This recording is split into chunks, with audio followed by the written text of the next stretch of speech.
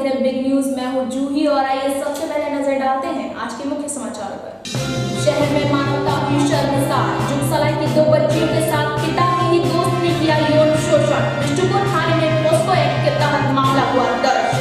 और चाइना के कायराना हमले का विरोध। देश सहित शहर में भी बदस्तूर जारी। विभिन्न पार्टियों संग जनता भी सामानों का कर रही बहिष्कार। सोशल साइट पर पैगंबर साहब के खिलाफ आपत्तिजनक पोस्ट करने वाली महिला के ठिकानों पर की गई छापेमारी। महिला फरार, पुलिस ने की कुर्की की तैयारी शुरू। अब खबरें विस्तार से और आइए सबसे पहले बात करते हैं 2 बच्चियों के साथ हुए यौन शोषण की। वहीं एक बार फिर मानवता को शर्मसार करने वाली घटना प्रकाश में आई है, जहां जुगसलाई निवासी 2 नाबालिग बच्चियों के साथ उनके पिता के दोस्त ने ही यौन शोषण जैसे जघन्य अपराध को अंजाम दिया। जानकारी मिलते ही बाल कल्याण समिति ने इस मामले में तत्परता दिखाते हुए बिष्टुपुर थाने में पोस्को एक्ट के तहत मामला दर्ज कराकर बच्चियों का मेडिकल किया। मिली जानकारी के अनुसार दोनों बहनें बड़बिल की रहने वाली हैं, जो वर्तमान समय में जमशेदपुर के जुगसलाई में अपने मौसी के घर पर रह रही थी। एजुकेशन को लेकर बच्चियों के लिए पिता के दोस्त राजू शर्मा द्वारा इन्हें अपने साथ कई बार शहर से बाहर लेकर जाया गया और इनके साथ यौन शोषण किया गया। 14 जून को आरोपी द्वारा बच्चियों को जमशेदपुर आने के बाद बिष्टुपुर स्थित राजस्थान भवन में पुनः इनके साथ यौन शोषण करने की कोशिश की गई। इस संबंध में जानकारी मिलते ही चाइल्ड हेल्पलाइन द्वारा तत्परता दिखाते हुए जुगसलाई थाने से संपर्क कर बच्चियों को रेस्क्यू किया गया और उनकी काउंसलिंग की गई, जहां काउंसलिंग के दौरान पता चला कि बच्चों ने घटना के संबंध में डर से अपने घर वालों को नहीं बताया है। जहां बाल कल्याण समिति के प्रयास से बिष्टुपुर थाने में पोस्को एक्ट का मामला दर्ज कराकर सदर अस्पताल में बच्चों का मेडिकल कराया गया।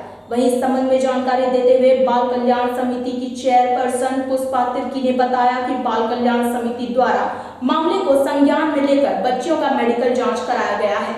उसके बाद बच्चियों का 164 का बयान दर्ज कराया गया। फिलहाल अब तक आरोपी की गिरफ्तारी नहीं हो पाई है, जहां पुलिस द्वारा मामला दर्ज कर आगे की कार्रवाई की जा रही है। का मामला आया हुआ है हमारे पास में। चाइल्ड लाइन में किसी ने खबर किए थे कि 2 बच्चियों के साथ में यौन शोषण हुआ है, तो इसकी जांच के लिए हमने बच्चियों को रेस्क्यू किया जुगसलाई थाना द्वारा, और फिर उसके बाद में बच्चियों को हमारे समक्ष प्रस्तुत किया गया। उसके बाद में पता चला है कि बच्चियों को जो उनके पिता के ही दोस्त हैं, वो बच्चियाँ उनके द्वारा ही यौन शोषण का शिकार हुई हैं। और अभी इस मामले में जब हम लोग ने काउंसलिंग की बच्चियाँ अपने पेरेंट्स को नहीं बता पाई थी डर की वजह से, तो बच्चियों की काउंसलिंग की गई, तो बच्चियाँ सारी बातें बताई। और फिर उसके बाद में इसको हम लोग ने उनके पेरेंट्स को भी बुला के उनको अवगत कराया। बच्चियों को लेके जाते थे, जो उनके फ्रेंड हैं अपने साथ में लेके जाते, उनके साथ में यौन शोषण करते। और अभी किस तारीख को से पहले तो 30 तारीख को लेके गया था, फिर 14 तारीख 2 बार लेके गया है। 14 तारीख को लेके आए हैं यहाँ पे जमशेदपुर। उन्होंने कहा कि मैं घर छोड़ देता हूँ बच्चियों को, और जमशेदपुर पहुँचकर भी उन्होंने उनके साथ में गलत करने की कोशिश की। तो फिर उसके बाद में ये सारी बातें आके बच्चियाँ अपनी मौसी को बताई, तब फिर ये संज्ञान में आया हमारे। अच्छा, बच्ची यहाँ अपने रिश्तेदार के यहाँ पे शहर में रहती थी कि यहीं पे प्रॉपर रहने वाली है? बच्चियाँ एक्चुअली बड़बिल की रहने वाली हैं। यहाँ पे अपने परिवार जो हैं, इनका जो मौसी हैं, मामा लोग हैं, उनके पास में रहने आई हुई हैं, मतलब परमानेंटली रहने आई हुई हैं अपने आगे फर्दर एजुकेशन और इसके लिए। मतलब बड़बिल से यहाँ आने के दौरान ही ये घटने को अंजाम दिया? जमशेदपुर वो आ गए थे, और मतलब इससे पहले भी उन्होंने कोशिश की बच्चियों के साथ में, उन्होंने किया भी बच्चियों के साथ में यौन शोषण।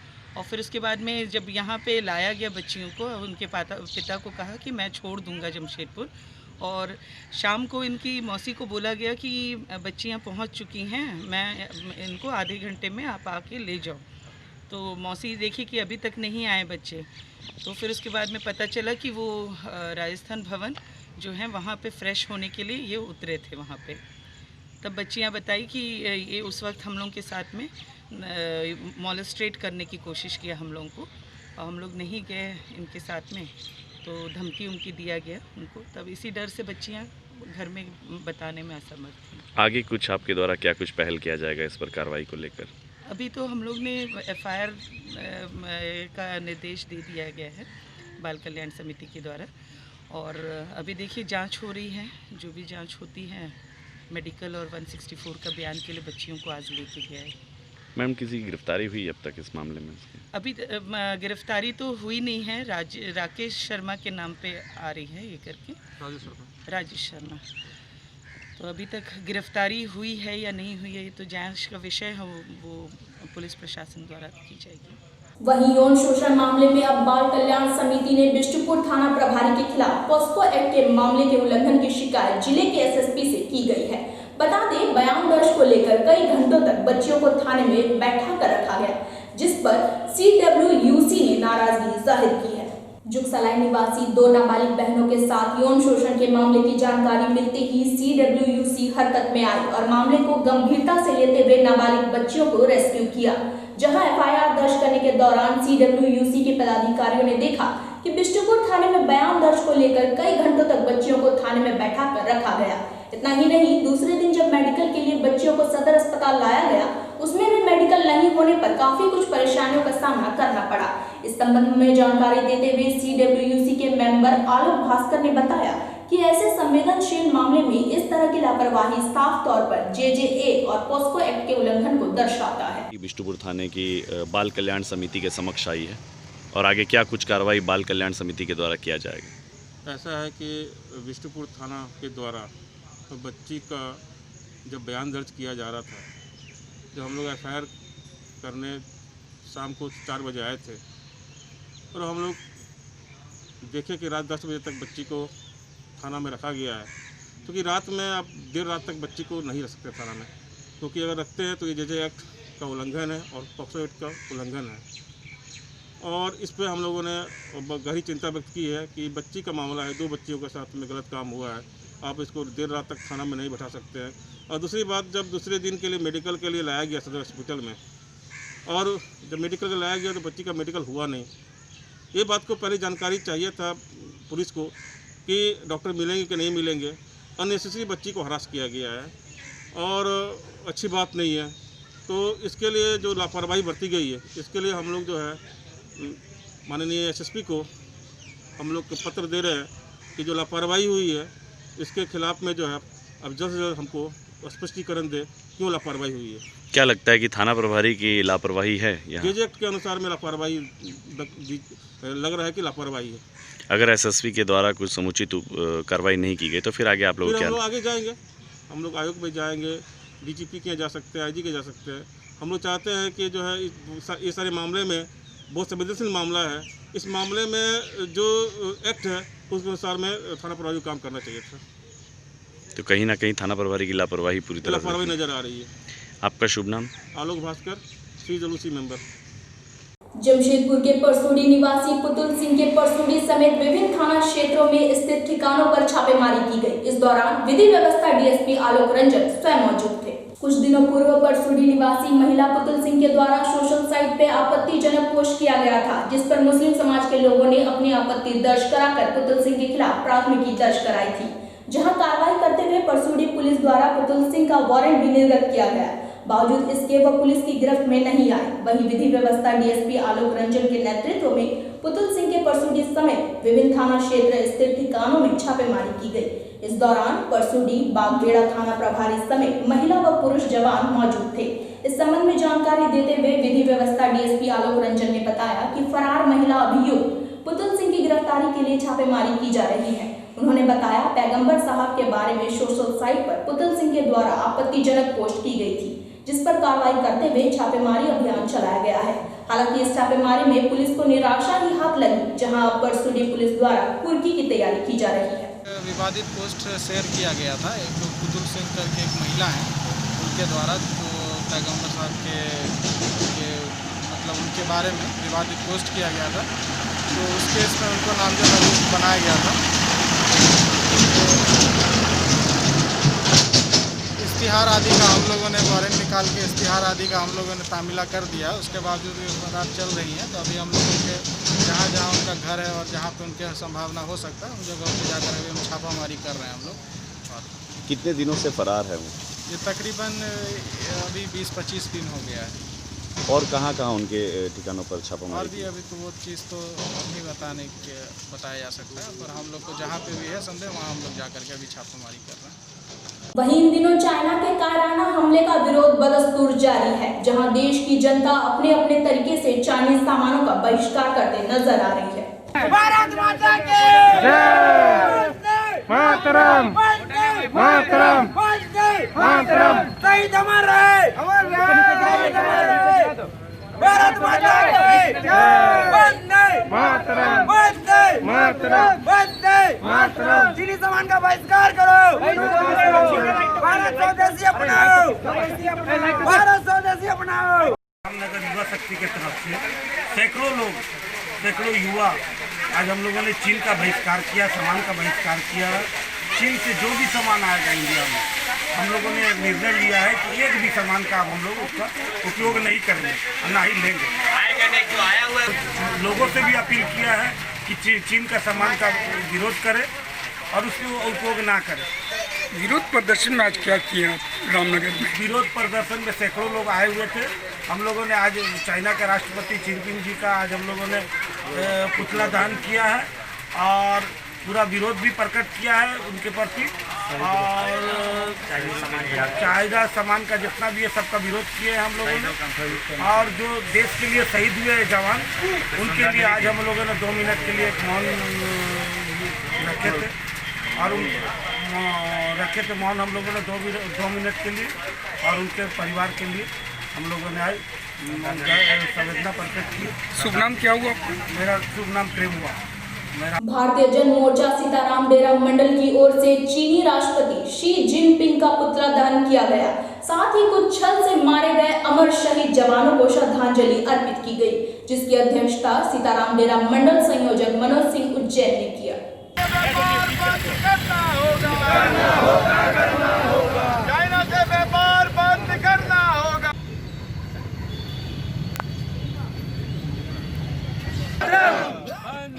शहीद अमर था सोनारी एयरपोर्ट इसलिए रखा गया क्योंकि एयरपोर्ट जो होता है ना, वो भारत स्थल का एक हृदय स्थली होता है जो पूरे देश और पूरे भारत का कनेक्टिविटी स्थापित करता है। तो आज इस एयरपोर्ट पर ये कार्यक्रम रखा गया, जिसमें मेन मुद्दा है कि भारत सरकार चीन से व्यापार बंद करे। जिस तरीके से पाकिस्तान से जब भारत और पाकिस्तान में तनाव हुआ था, तो माननीय भारत सरकार के प्रधानमंत्री जी ने कहा था कि मैं पाकिस्तान को पानी देना बंद करूंगा, प्याज देना बंद करूंगा, और सारा व्यापारिक संधि बंद हो गया था। स्वदेशी जागरण मंच के सदस्यों ने एग्री को गोल चक्कर पहुंचकर चीन के खिलाफ जमकर विरोध जताया, नारेबाजी भी की।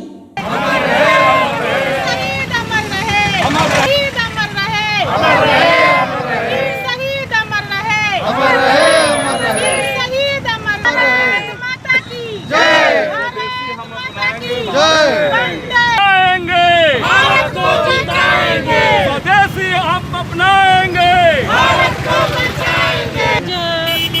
हम लोग स्वदेशी जागरण मंच से हर चौर चौराहे पर, हर चौक पर हम लोग चाइना के बहिष्कार कर रहे हैं।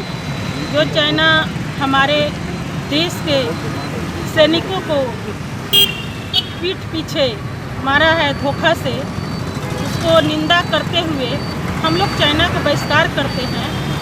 और स्वदेशी जागरण मंच के तरफ से हम एक संदेश देना चाहते हैं उन वीर शहीदों को, जिनका परिवार से एक बेटा गया है, एक पति गया है, एक भाई गया है। उसके लिए हम लोग दुख प्रकट करते हैं, शोक प्रकट करते हैं, श्रद्धांजलि देते हैं और चाइना को घोर विरोध करते हैं।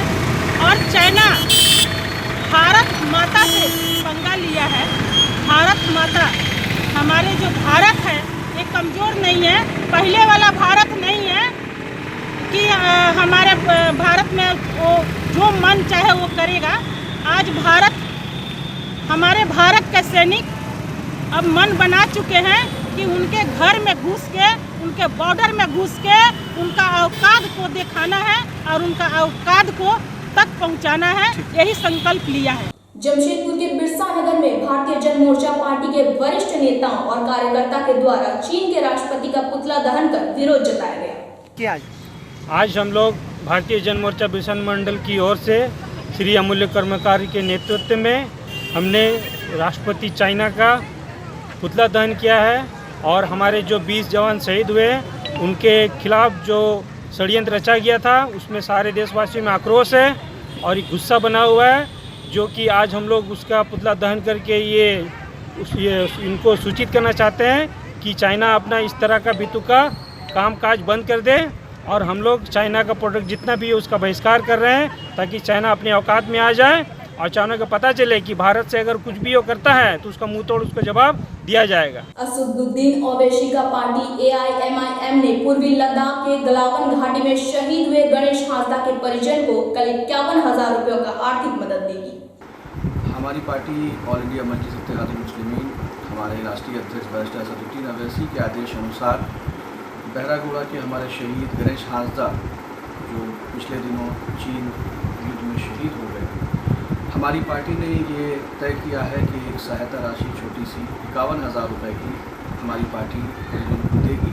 और इससे पहले भी हम लोग शहीद परिवार के घर गए थे। हम लोगों ने ये राज्य और केंद्र सरकार से मांग की थी क्योंकि बहुत ही गरीब परिवार से गणेश हांसदा जी आते थे और बहुत ही कम उम्र में वो शहीद हो गए, सिर्फ मात्र 22 साल उनकी उम्र थी और वो इस देश की सेवा करते हुए शहीद हुए। तो केंद्र और राज्य सरकार को इसको नज़र में रखते हुए उनको उनके परिवार वालों को आर्थिक सहायता उपलब्ध करानी चाहिए क्योंकि बहुत ही गरीब परिवार है। गांव में उनका बांसताती जो उनका गांव है बहरागोड़ा में, हमारी पार्टी के तमाम कार्यकर्ता वहां गए, श्रद्धांजलि दी उनको और हम लोग कल उनके आवास पर जाएंगे और पार्टी के जरिए 51,000 रुपये की सहायता राशि उनको प्रदान करेंगे।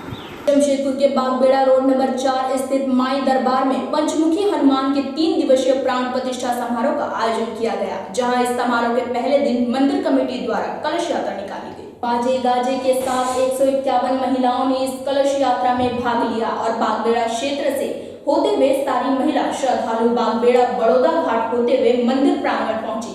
वह इस संबंध में जानकारी देते हुए मंदिर कमेटी के अभिषेक ओझा ने बताया कि इस कोरोना का हाल में सोशल डिस्टेंस का पालन करते हुए सारे महिला श्रद्धालुओं को मास्क पहनाकर इस 3 दिवसीय प्राण प्रतिष्ठा समारोह में शामिल किया गया है, जहां दूसरे दिन नगर भ्रमण का कार्यक्रम का आयोजन किया जाएगा, जिसमें भी पूरी तरह से सोशल डिस्टेंसिंग का अनुपालन किया जाएगा। कमेटी के द्वारा पंचमुखी बजरंगबली का प्राण प्रतिष्ठा का 3 दिवसीय प्रोग्राम रखा गया है। आज कलश यात्रा था जिसमें हम लोग सोशल डिस्टेंसिंग के तहत सभी सोशल डिस्टेंस रहते हुए सभी महिलाओं को मास्क दिए और जितने सोशल डिस्टेंसिंग का नियम का पालन करते हुए कलश यात्रा निकाले थे। अच्छा, ये कलश यात्रा का भ्रमण कहाँ कहाँ किया?